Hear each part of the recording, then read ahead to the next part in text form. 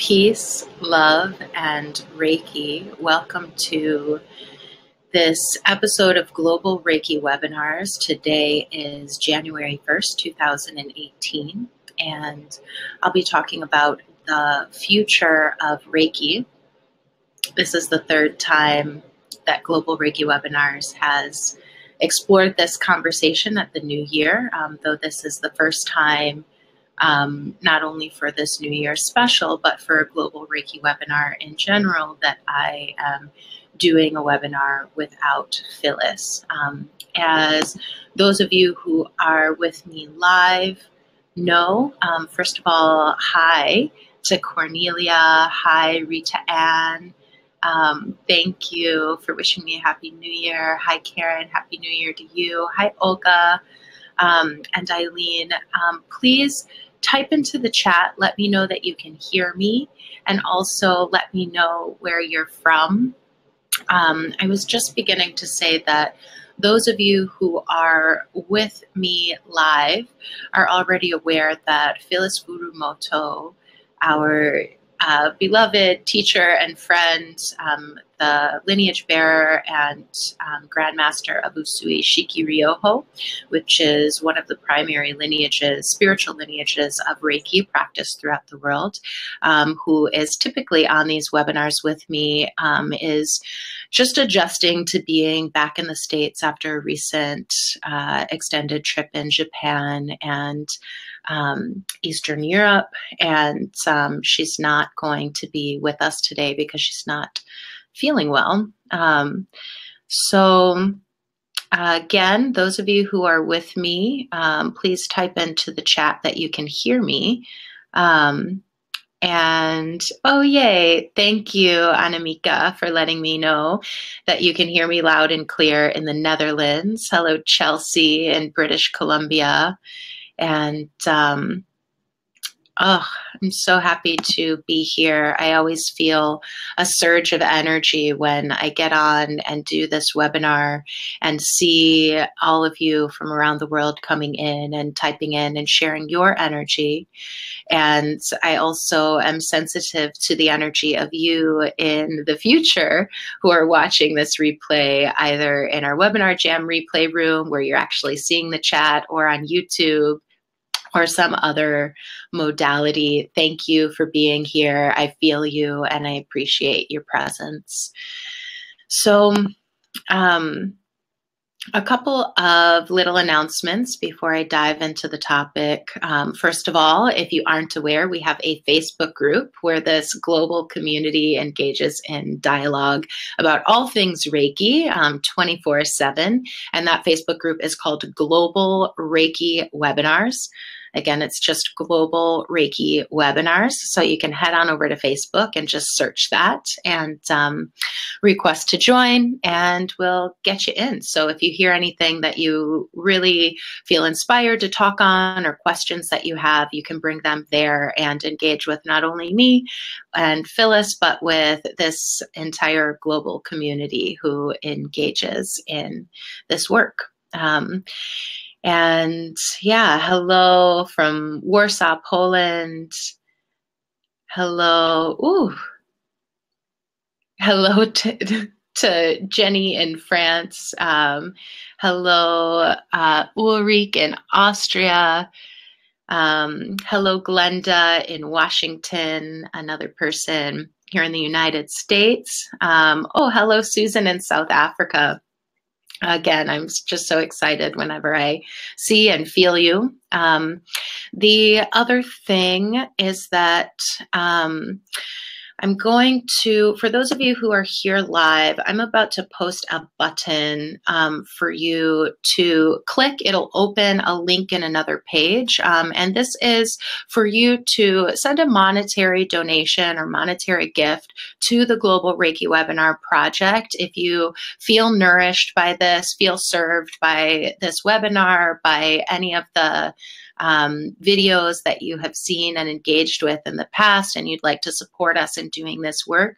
We greatly appreciate it. And I'll put that button up so that you can just click and go ahead and send a donation. Any amount is very much appreciated.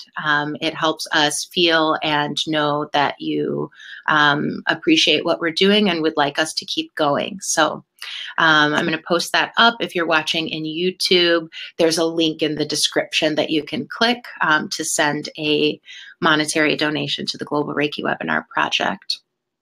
So now that those announcements are out of the way, I invite us all to join in self-treatment, join in Reiki. So go ahead and get comfortable and place your hands on yourself wherever you are feeling most drawn to give yourself Reiki today. And feel the energy as it moves through you, in union with the energy as it moves through all of us, united as though we're holding hands all around the planet.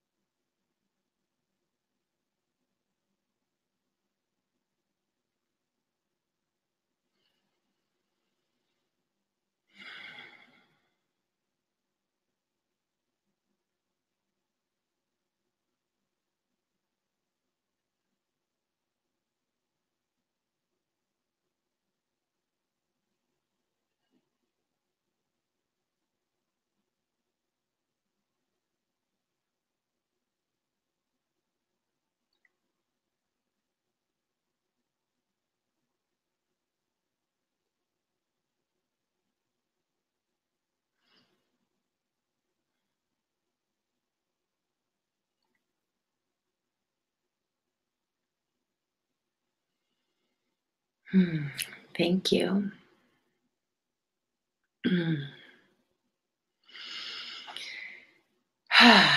So,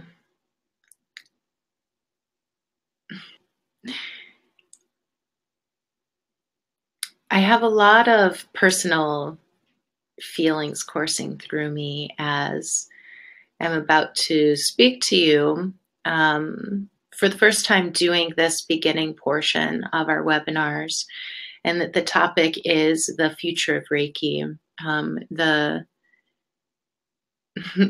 main thought that comes through my mind and came through my mind when Phyllis sent me an email saying, why don't you do it without me, is who am I? Who am I to, say anything about the future of Reiki? And so I'll just say, for those of you who have never watched, I don't think I've actually said my name in this broadcast. My name is Rachel Goldberg. I'm a Reiki master. I live in Evanston, Illinois, and 2.5 years ago, I started producing webinars with Phyllis Furumoto, and I've been learning a lot by being present and engaging with all of you and the global community. When you send in your questions, I get to read them as Phyllis reads them and witness her process in sharing. And of course, I'm present for the webinars. And also, I want to be clear that anything I say is from my experience. And one of the things that my experience has taught me is that each human being, each individual is unique and experiences things in a unique way that is unique to them and the path that they walk in this life, especially with Reiki. So as I talk about, oh, thank you for the love, Ursula. Thank you. Love you too. So the first thing to be clear about is Reiki energy is infinite and eternal, and the future of Reiki energy is unchanged and unchangeable. The future of Reiki energy is that Reiki will continue to be as it is and always has been and always will be, a universal life force that moves through all life, whether life is conscious of it or not. It's the life force that allows all of us to be and even have a consciousness and even have a desire to explore a relationship with this energy that we call Reiki. And Reiki practice or Reiki, the lineage-based practice that has many applications that have begun to develop throughout the world. The future of Reiki practice is, before I go into that, I'd like to share in my experience how I understand Reiki practice to be, in essence, is a personal practice for building a relationship with the energy we call Reiki. I understand and experience my personal Reiki practice as a meditation where the point of concentration is Reiki energy as it moves through my being and out of my hands, and the way that I experience that energy as it moves back into me as I choose to place my hands on myself and pay attention to what it feels like. And that practice is so, so simple. And the future of Reiki involves, I think, a lot of collaboration, a lot more networking around the different ways that those of us who have a personal practice with Reiki have begun to apply it and see it being useful and of value and of service to our communities and to the world. So something that that Phyllis said in her description for this webinar is to get really comfortable with the unknown and the things that we don't know. And she described a way of approaching our thinking about the future as often being approached from thinking about what has been in the past to inform us on what will be in the future.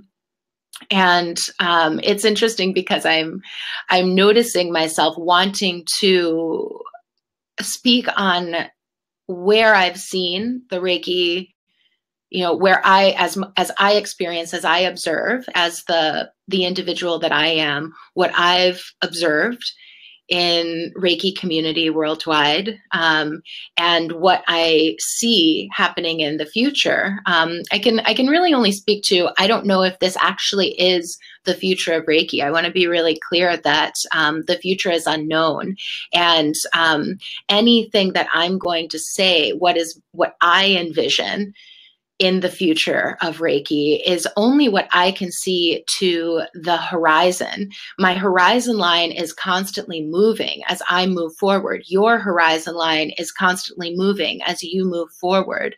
And so the real future of Reiki is beyond the horizon line. It's beyond what we can see. And so it's important for us to just be open to new information, new changes in society. And a lot of that has been happening up until this point, which I'm about to talk about, the ways that I see. But I'm also acknowledging that what I'm able to see is only from my perspective, and also only to a certain point in the horizon. Again, Reiki energy is infinite, and what actually is to come in the future is beyond what I or any of us can possibly see. What I have observed, what I've come to understand about the history of Reiki over the last 30 years is that it has spread all over the world. And there are people practicing Reiki in a lot of different ways. Being a lineage-based practice, there's this thing that happens. It's a lineage-based practice and it's an oral tradition. So there's something that I think many of us, I haven't come across anyone in the Reiki world who really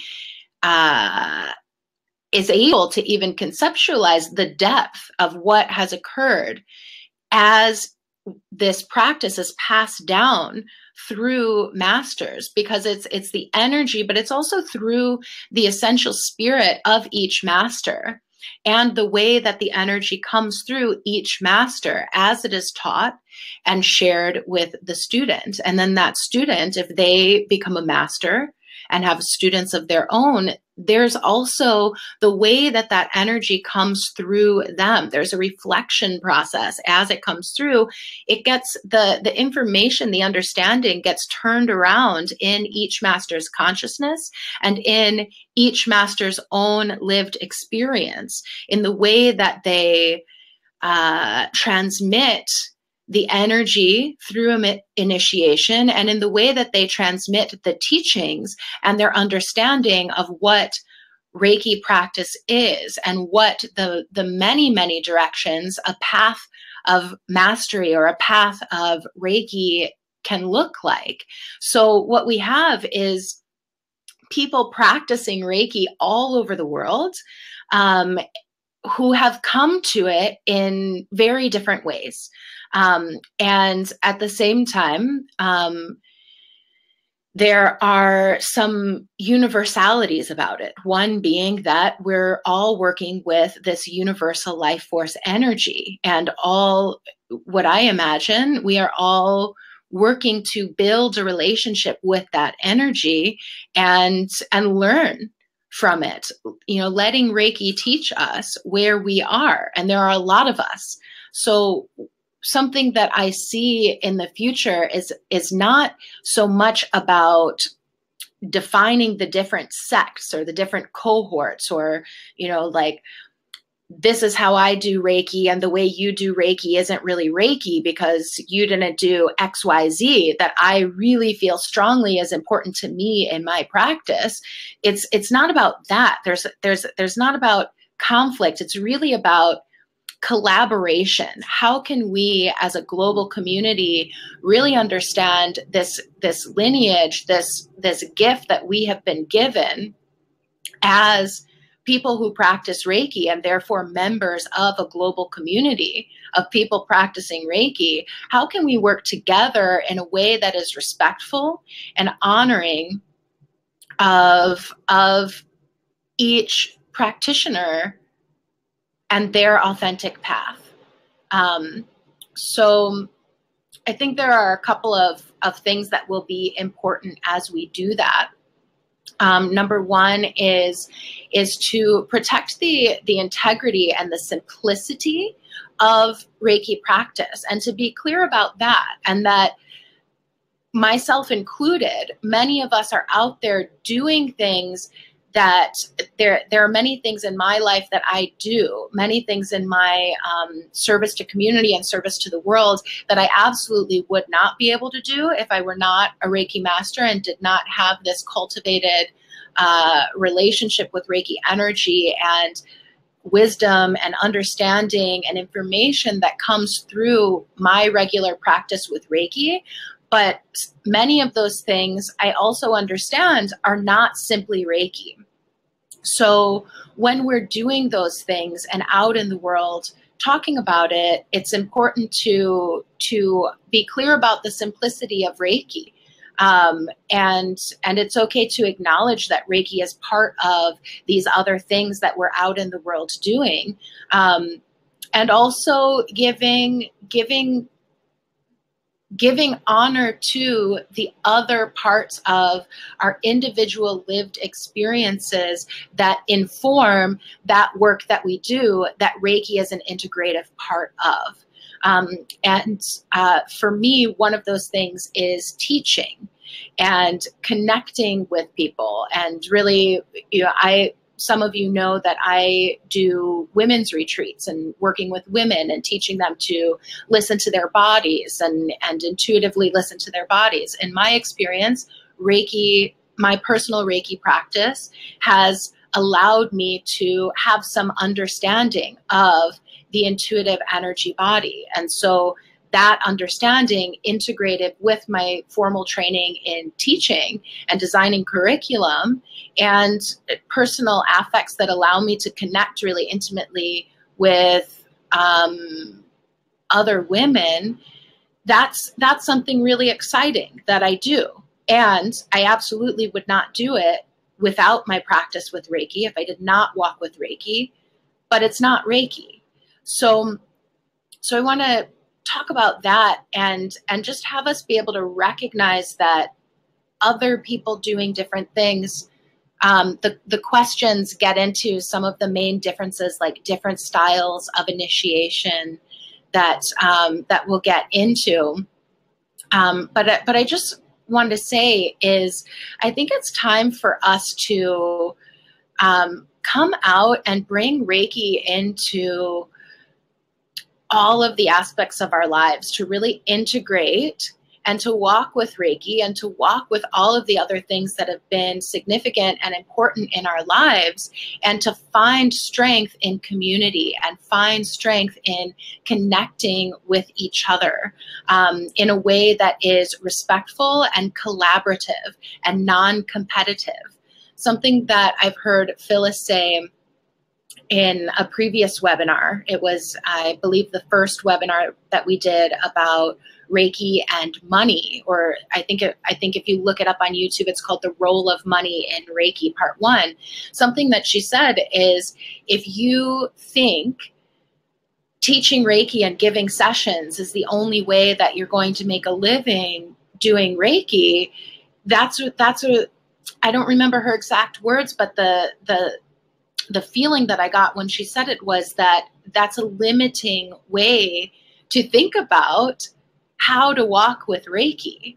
So what I see is that as we're able to connect and collaborate with things like technology and the internet and greater ease of travel to actually come together and collaborate, I think that there's an opportunity for those of us who have a distinct way of walking with Reiki and a distinct integration or passion or way that we really are excited about applying Reiki in our service to self, community, and the world. There's an opportunity for us to find the other people who are excited about similar applications to us and work together in a respectful, collaborative way to really make a much greater impact than any of us would be able to do individually. And that also is in line with the way I see the global economy evolving. The global economy, since the introduction of the internet, has already evolved so greatly. And what we are seeing is there's no longer, it's no longer about like competition. Like there's really no such thing as competition. It's really potential partners. Who is doing something like what you're doing, and how can you get together with them and work together to make it even more impactful and more profound and more insightful and more integrative, to be able to serve more people who are having a need or an experience like that. And I will move into questions shortly, but I just want to share one example the kind of thing I'm talking about is there are many people in the Reiki community all over the world who are very passionate and excited about bringing Reiki into healthcare, about getting Reiki to be a recognized form of healthcare. It's something that we've explored in the Global Reiki Webinar community. There's a small group of folks who've been with Phyllis and I for a year and some for 2 years in an intensive that we called Healing Practice to Professional Practice, and I'll talk more about it later. But the idea is taking it from this personal practice and finding a way to really offer it in a way that is of service to people in need of healing, and for people to really be able to come to a Reiki practitioner and receive the kind of professional care for physical, mental, as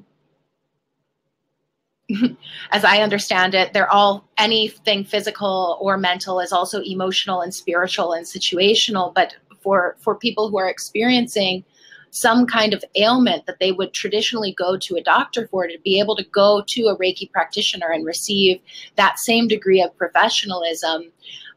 There are lots of people all around the world who are working on what that looks like and working on getting the established medical institutions to recognize us and going through the different things to think about.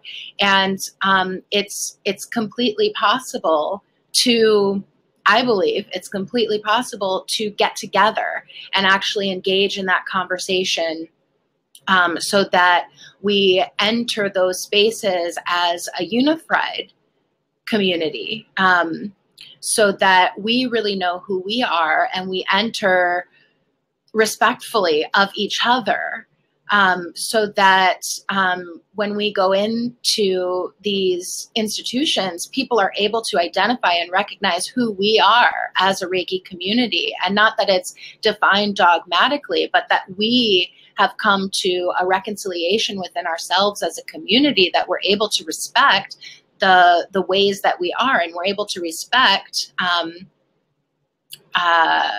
each other first and foremost, so that when we enter those institutions, we are taken seriously and being recognized for the value that we bring and for the service that we bring, the genuine service that we bring, without all of the ego and the competition and the wanting to be the first, the innovator, the groundbreaker. All of us are groundbreakers simply by walking with Reiki and being out in the world with it.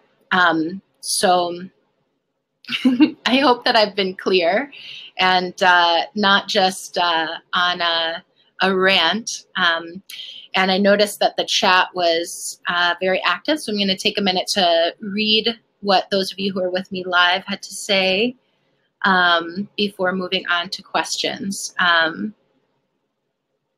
see a heart from Mouse, who is my spouse in the other room. So thanks, honey. And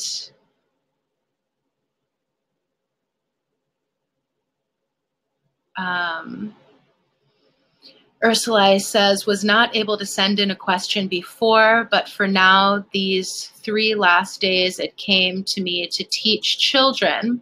And I would like to get to know how you and you out there are eventually or already teaching children.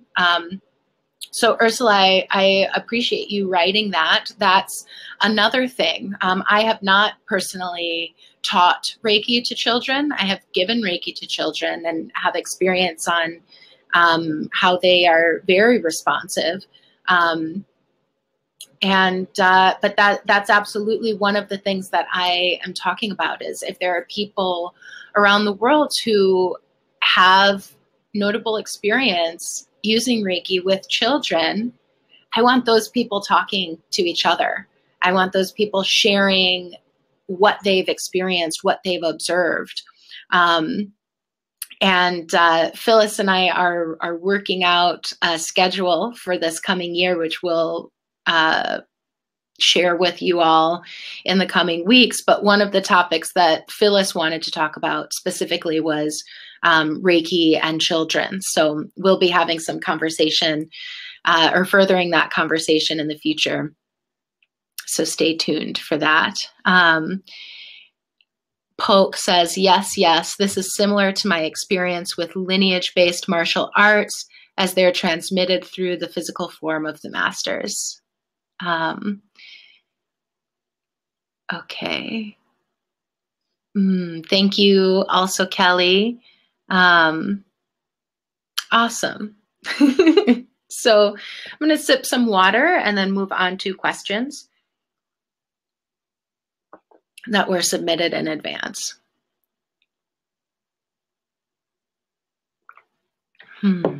Okay.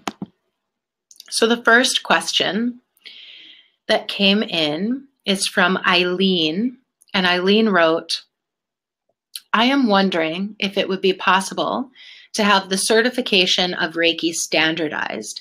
Would anyone have protocol for paid Reiki practitioners in the hospital, or better worded, how to achieve that, since many hospitals have volunteers?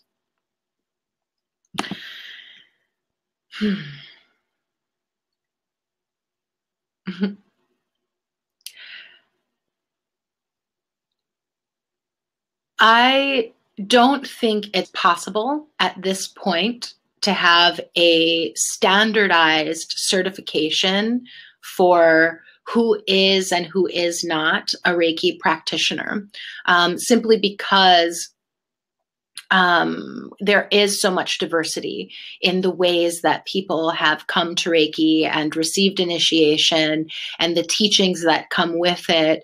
And to create a standardized certification that says, like, this is Reiki, this is not, just doesn't really make a lot of sense.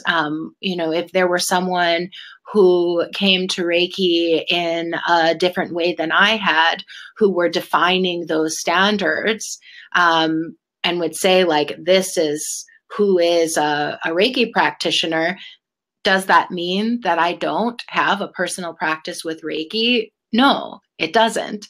So that in general, having a standard certification for Reiki, I don't think is possible. I think we just need to be able to honor and trust and respect if someone says they practice Reiki and this is what their practice looks like, to be able to be open-minded and engage with that person, or not engage with that person if it's uncomfortable for anyone to do. But that's what I would like us to see. When it comes to professional practice, however, I'll share a little bit of what we've explored in the Healing Practice to Professional Practice group, the vision that Phyllis has shared with those of us who are calling ourselves professional practice vision keepers, those of us who are part of that intimate group and received the vision from Phyllis, is her teaching is that any of us who are out in the world doing Reiki and receiving payment for services with Reiki are what we call public practitioners.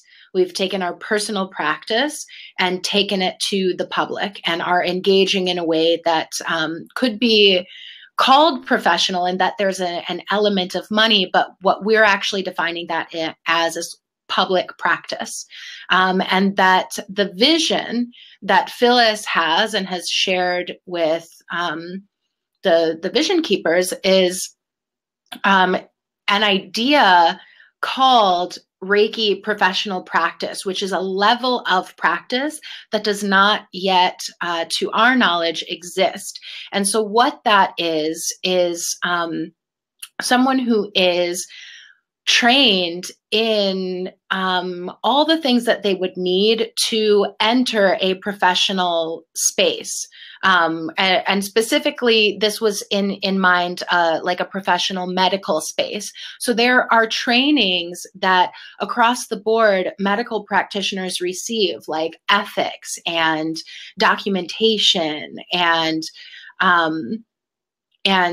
really understanding what is the framework of this professional practice. So having an understanding of who we are as professionals and what we're doing. And that would be a formal training program, just like a master's degree in counseling would be.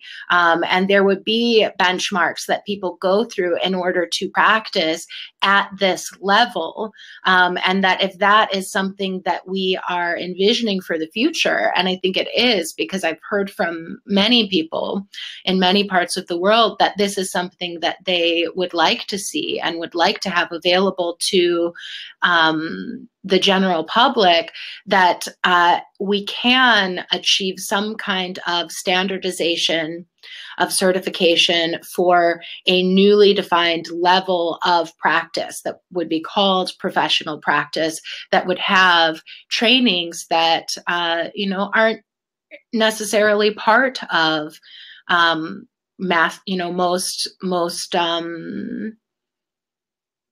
most paths that people walk to to enter their own path of mastery, or to become level 2 practitioners. There would be additional training in place that I think could be standardized, and I think would be important if we are going in that direction.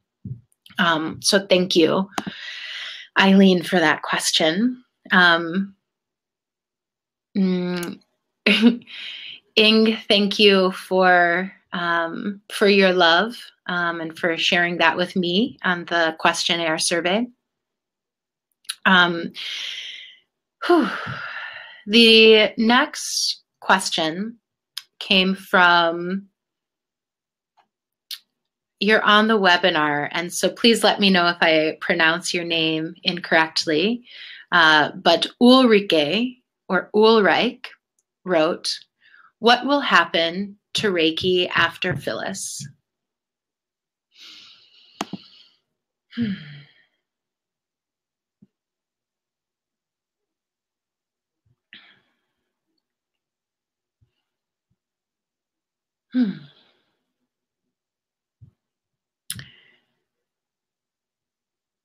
So I think what you're asking about is after Phyllis is done in her service as lineage bearer, as Grand Master, and perhaps you're asking about what will happen when Phyllis transitions from physical form out of body. And the truth is, I don't know. And the other truth is grief. There will be a feeling of loss that this teacher, this person who's been in service to so many of us for so long, is no longer in that role. And there are a lot of emotions that will come up for individuals and in the collective. And so what I hope is that, and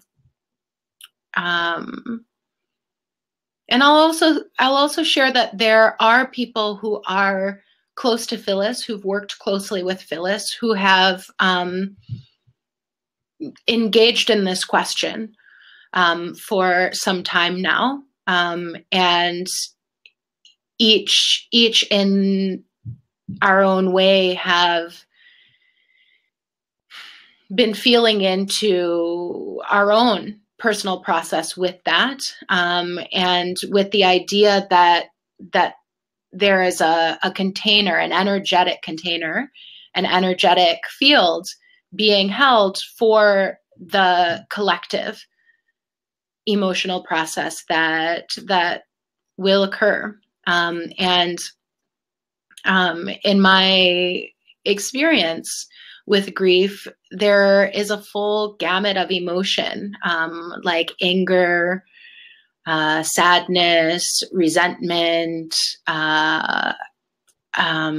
denial, a lot of different things. And what I hope is that as a global community, we'll be able to honor each other and honor that we are having a collective grieving process. And with that idea that I spoke of before of really envisioning our community being able to work in collaboration and work collaboratively and work in support of each other without so much like competition and ego, for us to just honor that we are going through our process and having that, and allowing the space for that to occur before trying to figure out what's going to happen next, or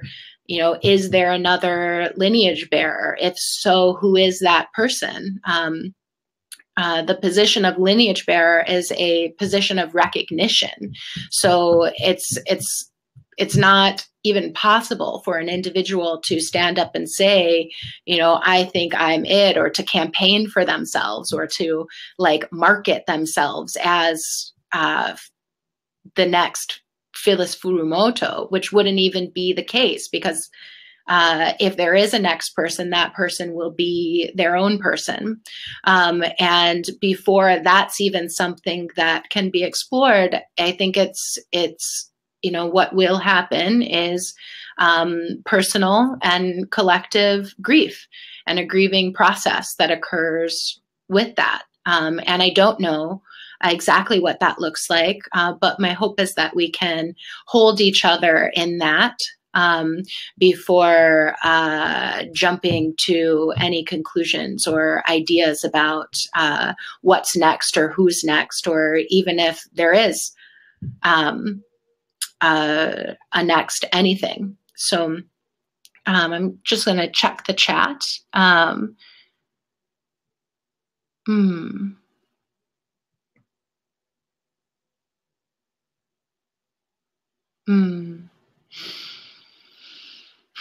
So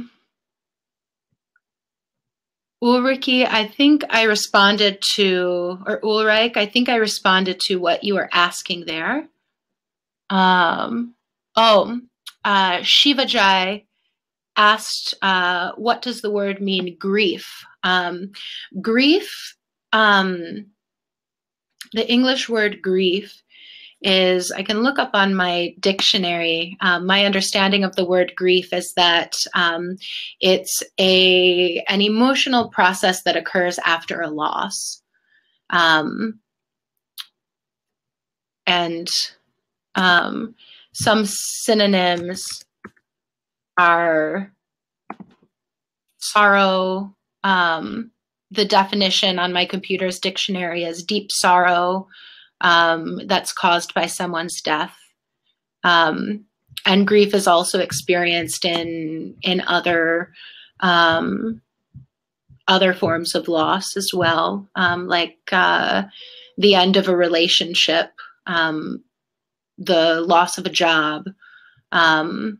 There's a grief, there's an emotional process that occurs after a loss. Okay. And Jane, thank you for jumping in and saying grief is the emotional pain we experience when we lose something that we love. Yeah. Thank you, Fiona. Your respect and support means a lot to me personally. Okay. So I'm going to move on to the next question, which comes from Hawazen. And Hawazen, please let me know if I've pronounced your name correctly. Feel free to send me an email and let me know if I have not. And Hawazen's question is, hello, thank you for the beautiful gathering. I want to ask if the country which I live in not allow Reiki is the effect the masters if people ask them for healing. I mean, bring bad karma for the healer.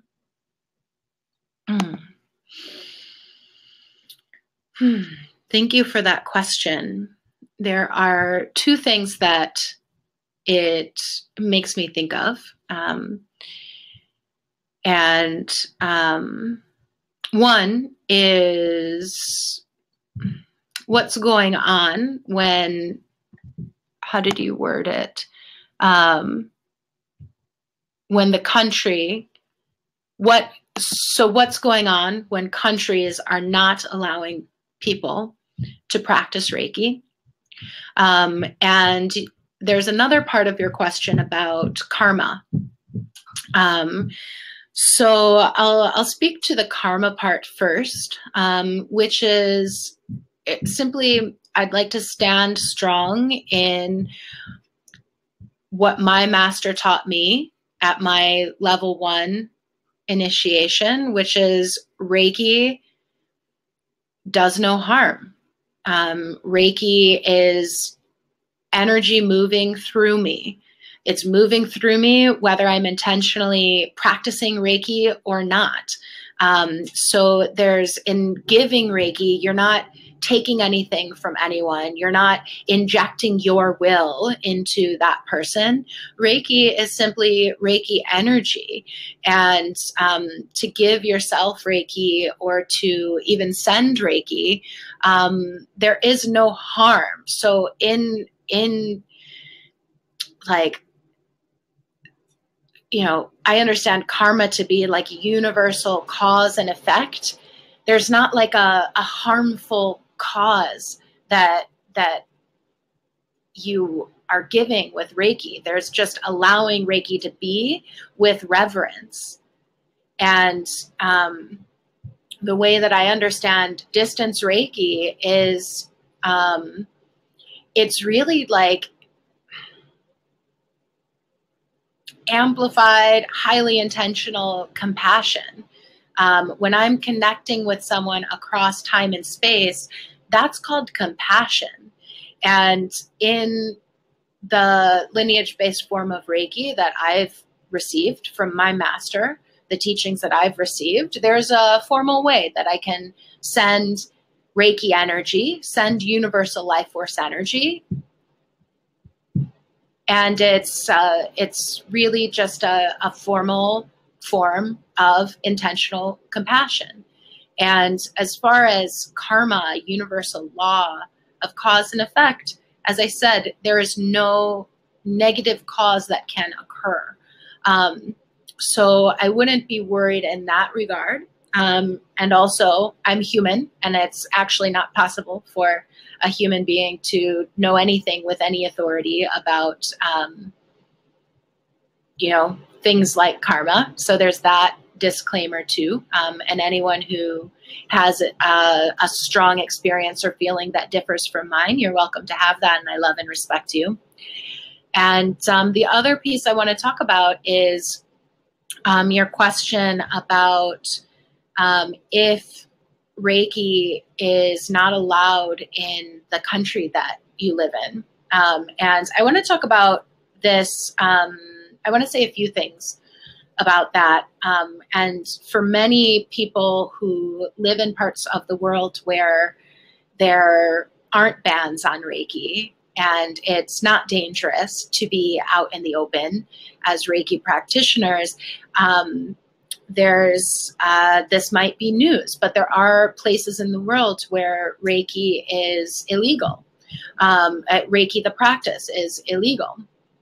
And there are some questions coming later of people asking about, I think, different forms of initiation specifically online initiations. And initially, because I was trained by a teacher who I knew in the flesh and spent very much time with in person, just receiving mentorship and learning from her and receiving hands-on initiations, that of course that is ideal. And to me, I entered with a dogmatic idea of this is what Reiki initiation looks like.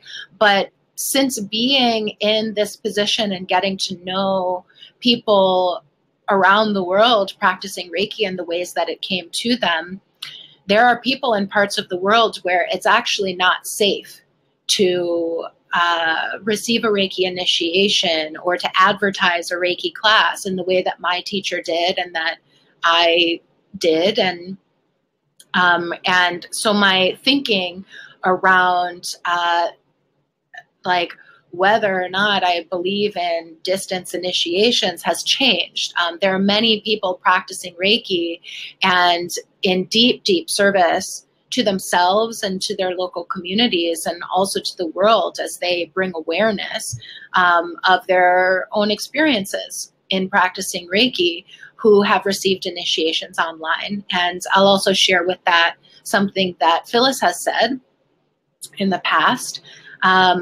when the question has come up about can people receive initiations online, is I remember hearing Phyllis say, if we understand Reiki energy, we know that it is possible.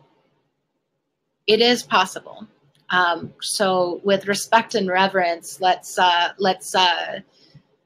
acknowledge people who are receiving initiations online. Yeah, with respect and reverence as fellow people who are walking with an intentional relationship with Reiki energy. So what I want to say about countries when they're banning Reiki is I think about why. And I think there might be some societal constructs that are, there might be fear about what Reiki is. I've talked to many people who come from strong faith communities who have there's like a fear in the leadership of their faith communities that Reiki might be in conflict with the teachings and the spiritual lineage that they're part of religiously. And we who walk with Reiki understand that this is not the case. My personal experience is that since practicing Reiki, my religion of origin has become a lot more meaningful and dynamic because I'm walking with this deeper relationship with universal life force energy. And so there's an understanding, a new understanding and a new insight that I bring to Judaism, which is my religion of origin. The other possibility that I think of when I think about why a country might ban Reiki is that, in my experience, the practice of Reiki facilitates personal empowerment. In order to practice Reiki, we're acknowledging that there is Reiki coursing through us. We are an expression of universal life force energy, and we have the potential to intentionally direct that energy for our own wellness. And in my experience, my personal practice of Reiki also has expanded my personal intuition. And this is something that many, many people who I talk to around the world in different forms of Reiki practice have also experienced. And so when we are empowered to acknowledge our own intuition, that can be very, very threatening to structures of power. So, and also how can anyone tell if you are giving yourself Reiki? If you're giving yourself Reiki, give yourself Reiki. If you walk with Reiki, if someone you love wants to receive Reiki, give Reiki. it's safe. So I'm going to check the chat again. It looks like nothing new. So the next question came from Yulia. And Yulia wrote, how do you see the ideal development and use of the Reiki tradition? So the ideal development and use of the Reiki tradition is, in the way that I see it, is a lot of what I was talking about in my opening comments about collaboration and really working together. So I'll look at your words again. See the ideal development and use of the Reiki tradition. So to develop the use of the Reiki tradition, of simply acknowledging that there are people all over the world who have some form of this tradition as a meaningful part of their life and as a meaningful part of the service that they feel called to do in the world. And so the development, what I really see the next phase of development for the global community is to not to develop like a hierarchical organization, but just to develop our network, to be in conversation with each other that is respectful and non-competitive, and to really work together to leverage the power of many. There are many, many, many of us who have had personal awakenings in our personal practice of Reiki, who find meaning in our daily life, who find structure in our daily life by having a daily personal practice, who find inspiration in what we are called to do. Let's talk to each other. Let's acknowledge each other's experiences and connect over that human part. And I think we really can make a great, great impact on the world once we start to do that. What I see currently online, and this is not to disrespect anyone who is well known or has built notoriety or is making an impact as an individual, but I see a lot of people a lot of like individual driven work being done, a lot of individual driven leadership. And so what I would like to see is those individuals to open up the leadership of the work that they're doing, to welcome in other people who also have insight and experience in the application of Reiki that they are currently leading in, and to welcome those other voices, because the work that you are doing will be more profound and more impactful when you work collaboratively with this deep and profound global spiritual community that exists around the world of people practicing and living with Reiki. The next question came from Meruyert. Please let me know if I've pronounced your name incorrectly.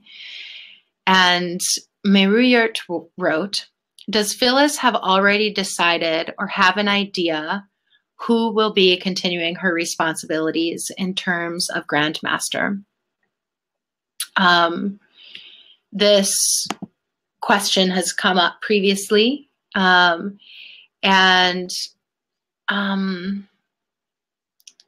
heard Phyllis say that even if she does have ideas, it doesn't actually matter because the position is one of recognition.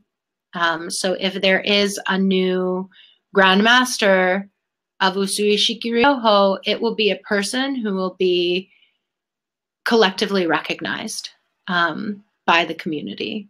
And you know, the position Grandmaster is also referred to as lineage bearer, because there is something to bear. There's something to carry. There's a weight with it.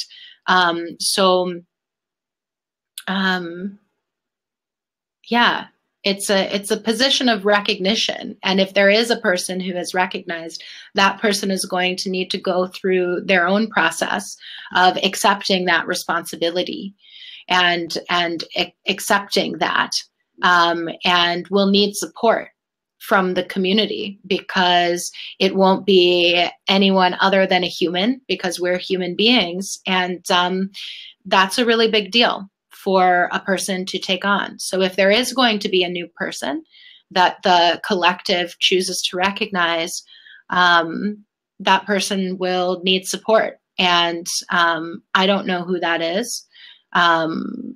If there's someone who thinks they know who it is, you know, that isn't happening yet. Yeah. And I have heard Phyllis say that if she does have ideas, it wouldn't matter, because that's not what the position is. That's not what the process of succession is. I'm going to check in with the chat. Great.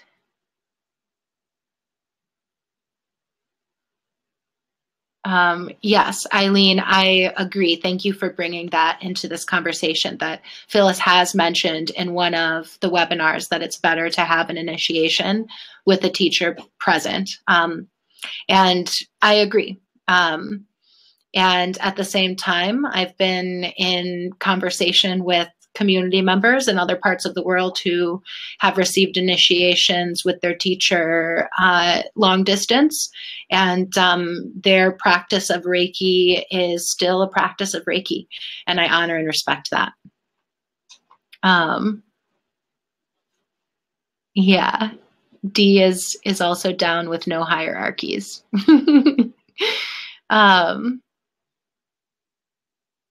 And that's Gianna.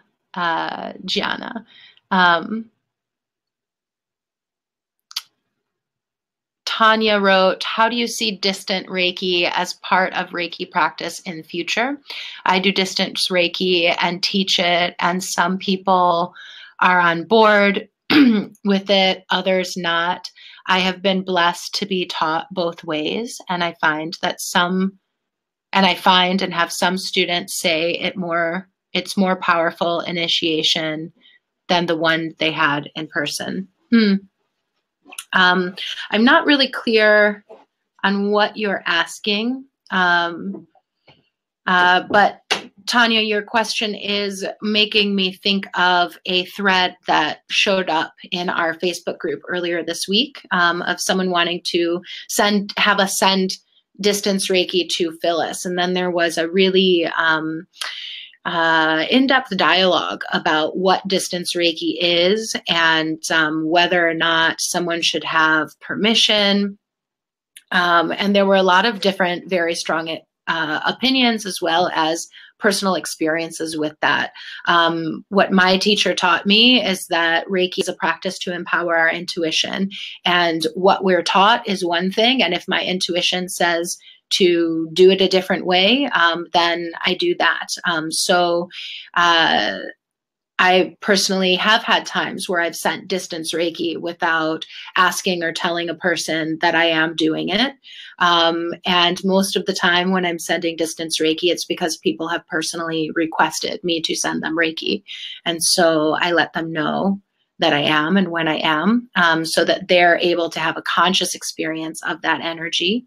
And something that I wanted to say while I was reading that thread, though it was important for me to really bring the focus to, let's keep our focus on our love for Phyllis, rather than what seemed sort of like, you know, right or wrong on how we experience distance Reiki. At least the way that I was reading it, and written word is very limiting in knowing what is actually the energy and the momentum that's present with the person when they're making their statements, is I was feeling some of that, but I also did recognize that this is something that people really want to talk about.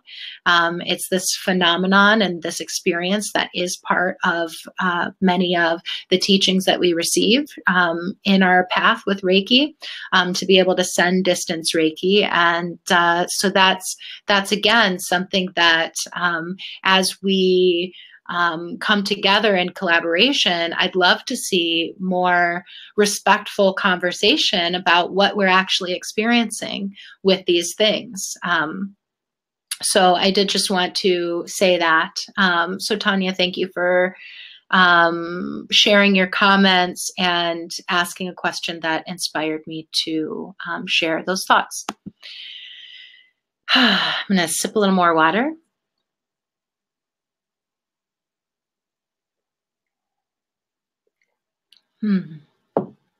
The next question that was submitted in advance came from Sue Vazal, and Sue wrote, I have been teaching 3 forms of Reiki for 25 years.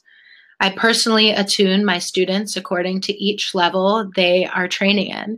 I am concerned with the concepts of distance attunements or no attunements at all as a training methodology in Reiki training. I welcome your comments. Namaste. And namaste to you, Sue, and thank you for your question. So,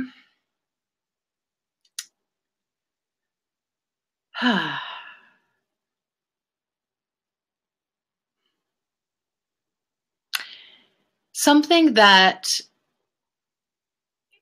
my experience and my conversations with many other Reiki practitioners has led me to believe is that a big part of Reiki is honoring our master and honoring the way that they choose to give us this practice, to make ceremony around passing on this practice, which is what I understand initiation or attunement to be. It's ceremony around the fact that an individual is showing up and saying, I am ready, I am worthy to begin this practice and make it part of my life. I am ready to acknowledge universal life force energy and commit to practicing so that I may build a relationship with it, not so that I may know it or so that I may master it. We don't master Reiki at all. There's a quote from Phyllis that I have written on a Post-it note that says, mastery is a path, not a goal. So what's happening with initiation is a student making a commitment to a path, a student making a commitment to grow and expand and to be on that path. At any level, there are different levels of commitment that are being made. A commitment to acknowledge Reiki energy, a commitment to build a deeper relationship with Reiki energy and have new modes of practicing and working with that energy as it moves through us, and committing to a path of mastery, to being on a path of really making Reiki part of the way we walk our lives. And initiation, initially, Mikao Usui, his initiation was spontaneous. And he, through the lineage, there became this idea, this thing of how to make reverence, how to make ceremony around this moment that a person has in their life where they make a deeper commitment to this path. And there are a lot of things that have been built around that. And there are teachers who have had different ways of passing on that ceremony. And so through the lineage of initiation, for many of us, that initiation or that attunement has taken on different forms. And I think the essence is that we're making ceremony around an acknowledgement of a step that an individual is taking in their life. And I want to speak to what I said a moment ago about Mikao Usui's initiation was spontaneous. That's to say that, while I believe it is possible for individuals to spontaneously become attuned to an energetic frequency that many of us refer to as Reiki, I think that if someone has that experience, what you in your question refer to as no attunement, if someone has an experience of a spontaneous initiation and they want to call it Reiki, I think that that person owes it to themselves to get to know what it is that they are claiming to walk with, to get to know the history, to get to know the teachings of the masters, the Reiki masters who have come before them, the conversations that the Reiki masters who have come before them have had to say about what this path even is. While I believe it's totally possible for someone to have a spontaneous initiation, I think if they're going to call that Reiki and to walk in their community and present themselves as Reiki practitioners, that it's important for them to also dig into community and to engage with other people in their practice of Reiki. And again, Reiki itself is very simple, and to recognize what that simplicity is, that actually, in fact, is Reiki, and to recognize when there are things that we're doing that are, in fact, integrations of this very simple practice with other things that have been part of our individual paths. I hope that makes sense. And Elizabeth asks, is this a 90-minute webinar? Yes, it is. And so I'll be talking about 20 more minutes. Oh, Sue, I'm glad you're on. Sue says, thank you for your thoughts. Is this the ceremony I perceive as an honoring for each student as they begin their path?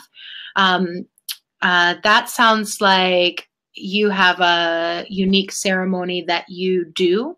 I'm using the word ceremony to describe my experience of what an attunement or an initiation is. It is a form of ceremony for that student. It's a form of ritual. And another way to understand the word ritual is to add a couple letters and say, enrich you all. So it's something that we do to enrich the experience, to make it more sacred, to honor and acknowledge what it is that's happening. And the specific steps or number of taps or, all those details, while if they were important to your master as you received it, and they continue to be important to you, let those continue to be important with honor and reverence. You are passing on a practice and a lineage, and do that with honor and reverence. And be aware that if there's something that you're intuitively being called to do that's not really what your teacher taught you at all, to just check in and get clear on, whether what you're doing is really Reiki or it's an integration of many of the different modalities and things that you've received, and to just be honest with yourself and with your students about that. Thank you.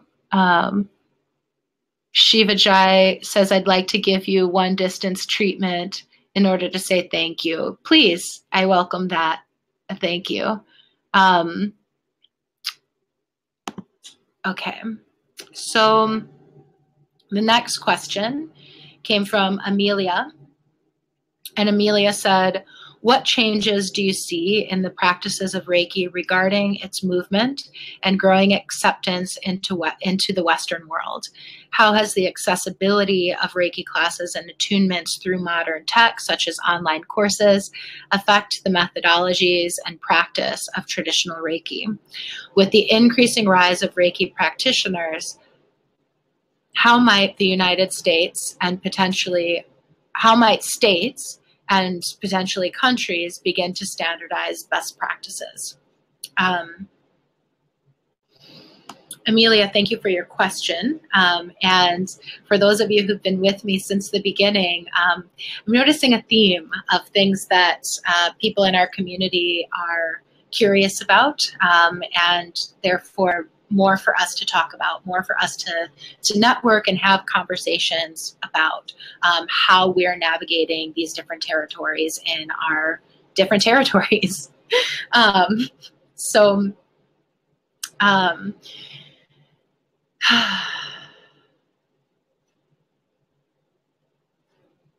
going to read your question again. I think I spoke to a lot of this in previous comments, Amelia, of that there is an evolution, and that when entering, I think that there is this level of practice called professional practice that does not yet exist, which we can create, which can be standardized, which will include additional trainings that will allow practitioners operating and serving at that level to enter, in the Western world, we call it traditional healthcare, Western healthcare, to enter those worlds with a degree of professionalism that any other practitioner in that space would have, with a clear framework for what that practice is. And there is a group of us who have, over the last 2 years, been in conversation and developing that framework that at some point, I imagine we'll feel ready to actually share.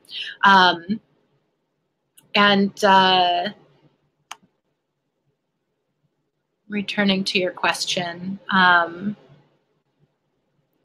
accessibility, I think I spoke to this again, that as it's moved through, there have been some things I've seen, like that specifically with online teaching of Reiki, where I think that the way people receive Reiki is unique to them and their path. Something that sort of have a bunch of thoughts open that I've just opened at once here. So I'm going to try to be as concise as possible. When I was first seeing like Facebook ads for online Reiki classes that advertise like become a Reiki master in a day for some, very minimal price, I would feel very offended. I would feel like this is not Reiki. And at the same time, I've met people in person. I've received Reiki from people who came to Reiki in this way. And who am I to say that they don't have Reiki running through them if they have a devoted practice in their own life? And at the same time, all of the elements that go into how we learn, what we say yes to, what we say no to, that has a lot to do with the energy that's within us and with our own personal beliefs and life circumstance. And so the way that we will then walk with our practice and the way that Reiki will teach us is impacted by those differences. There are people who spend many, many years practicing Reiki before they ask for a master attunement. And, what I've heard from people who walk in this way is that while it takes more time, it's smoother. I received all of my initiations in the span of about a year, just a little over a year. And that was really intense. Emotionally, energetically, and the way that I walk my life continues to be really intense, where there's a lot of healing happening all at once, a lot of evolution happening all at once. And that's how I came to it, and that's how Reiki has taught me and continues to teach me. And I also know that it doesn't have to be that way, and there is a potentially smoother and more pleasant way to do it. Another thing, when I received Reiki, my teacher was, she had been trained by a teacher who was very, holding of her students after they became masters, and wanted them to teach in her space, in her way. And, there's a lot there. One is mentorship and support that my master's master was providing to my master. But there came a point where my master was wanting to step into her own mastery in a way that was distinct from her teachers. And she entered the beginning of her independent teaching of Reiki with a lot of fear. And one of the ways that played out is in the amount of money that she charged. She had fears about, will I be able to make enough money?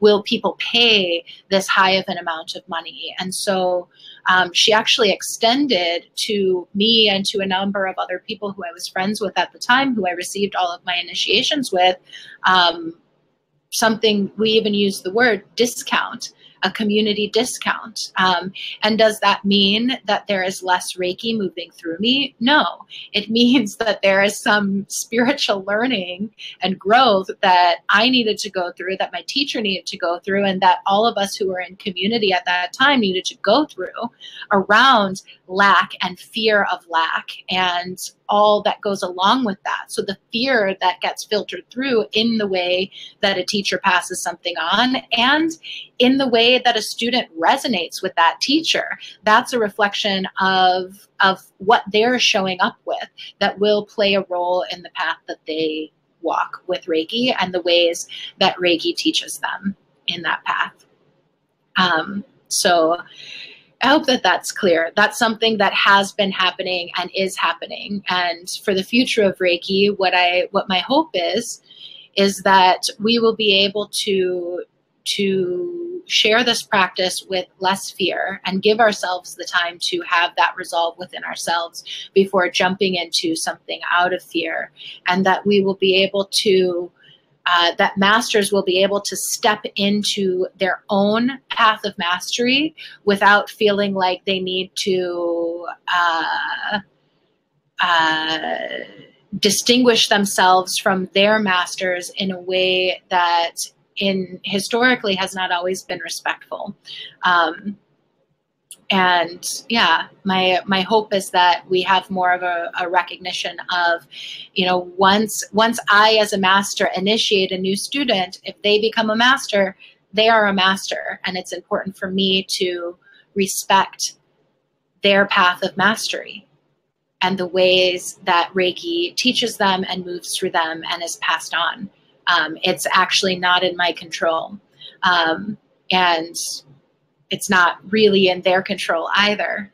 So we bear that in mind with respect. The next question, I'm not going to read. It was really more of it was a question for Phyllis from Irina. Irina, thank you so much for submitting these personal questions. I will pass this on to Phyllis, and if she is able and feels called to, she can respond to you herself. The next question is from Karen. And Karen wrote, what commonalities of the many practice styles lend the greatest level of credibility to professional practice? What commonalities of the many practice styles lend the greatest level of credibility for professional practice? So I think this really comes down to the values. Like we value simplicity. It's a commonality of simplicity. Reiki is really a very simple practice. In practice, it's very simple. So maintaining that simplicity, maintaining our belief in the value of touch, and being able to come to a conclusion, or not a conclusion. That was a really poor word choice on my end, but to be able to come to a place where we are, one, honoring the simplicity and honoring each other, really honoring each other, and being able to make room for what Reiki looks like. But I think the simplicity of it, the simple touch, the idea that Reiki does no harm, the idea that healing does not always look like what scientific medicine defines healing as. I think scientific medicine defines healing as the person is better, whereas I think in Reiki we acknowledge the energetic life force, the energy of a person, and that their ailment as well as their healing is both is physical, emotional, mental, spiritual, and situational, that all of these things are all related. And when a person is healing, it may not be, I was bad, now I'm better. Sometimes healing includes death. In many ways, death is an ultimate form of healing, because on a spiritual level, that being is able to let go. So I think there's acknowledging the simplicity and finding a way to own the fact that we don't actually control what happens with Reiki when we give Reiki, because we can trust that Reiki is good and that healing will occur, but we have we are not the authority on what that healing actually looks like. I think that if we're able to do this and really enter the world in a unified way, we'll be able to make a really big impact, not only by being able to give Reiki to more and more people, but to be able to support the human collective consciousness to expand our understanding of what it is to heal, which is very, very profound. M says, thank you for address my cues. Much appreciation for speaking on the ideas for professionalism within the industry and community. Also, thank you so much for your share about how student and masters meet, the circumstances that bring them together, and how Reiki has lived and developed through that. Thank you. And thank you all for being here. There is one more thing I want to say while we're on before we move into our closing Reiki practice. And that is, while I've been talking a lot about this vision of the global Reiki community coming together in collaboration and working together and networking, so that we can have an impact that is greater than any impact that any of us could individually see. I think that I don't know exactly what the structures and the movement will be for actually achieving that. But I do see a next immediate step, and that is that we are all in conversation here. If you are hearing me speak these words, you're part of the conversation.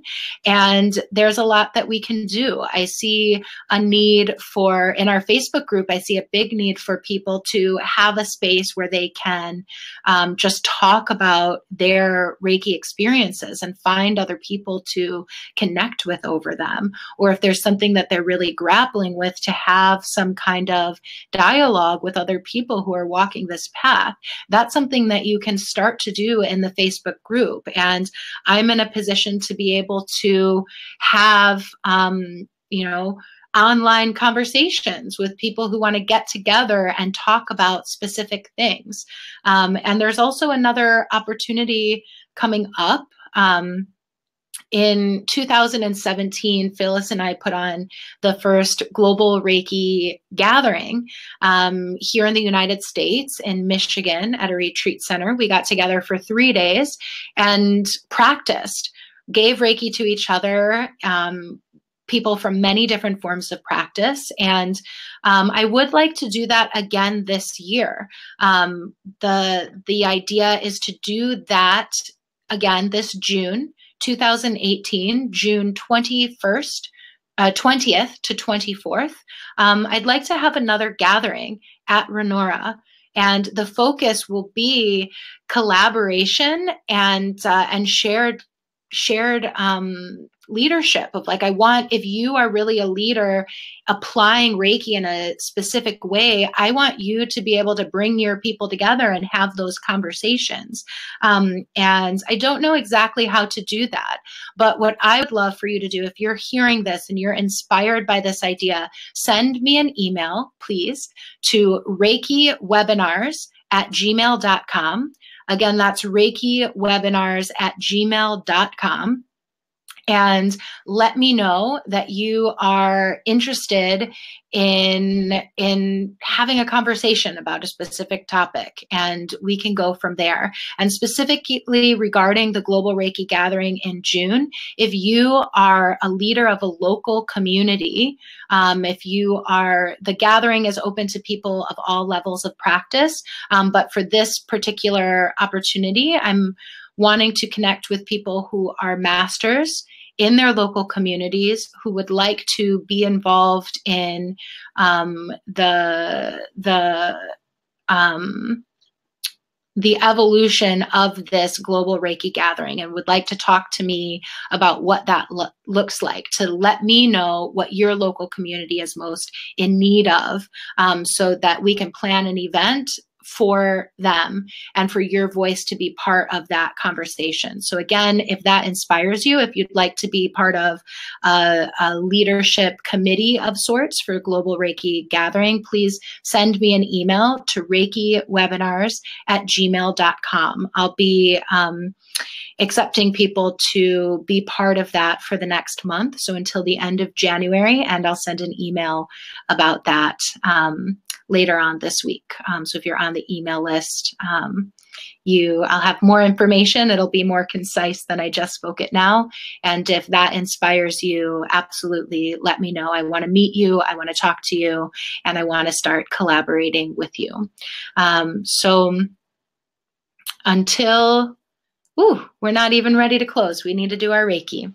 Thank you all for listening to me as I have been talking for a very long time, and I'm looking forward to drinking some tea. But right now, I invite you to place your hands on yourself and give yourself a little bit of Reiki. And in doing this, connect with everyone else around the planet who is giving themselves Reiki across time and space. And if it's in your practice to send distance Reiki, I invite you to send distance Reiki to our, as a global community, our collective highest purpose. And if it's not in your practice, you can do just as I am and continue to give Reiki to yourself.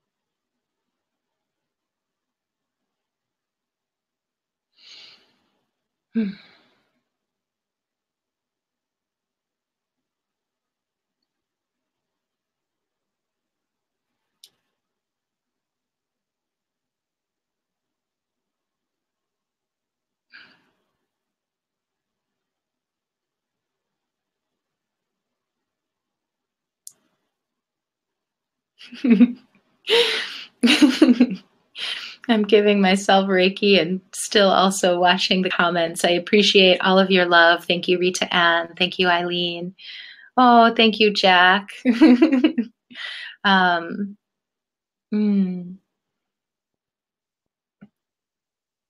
Thank you, Mouse, for typing in my email.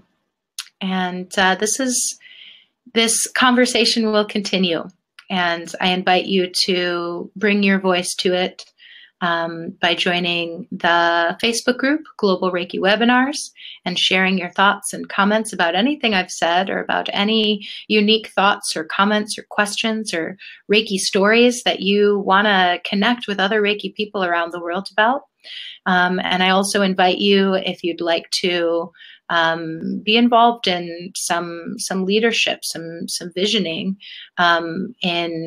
in this, specifically the Global Reiki Gathering for 2018, which is really the start of what I see as this ongoing respectful collaboration and networking work. The word networking is just working the net of our collective wisdom and depth. And until next time, peace, love, and Reiki.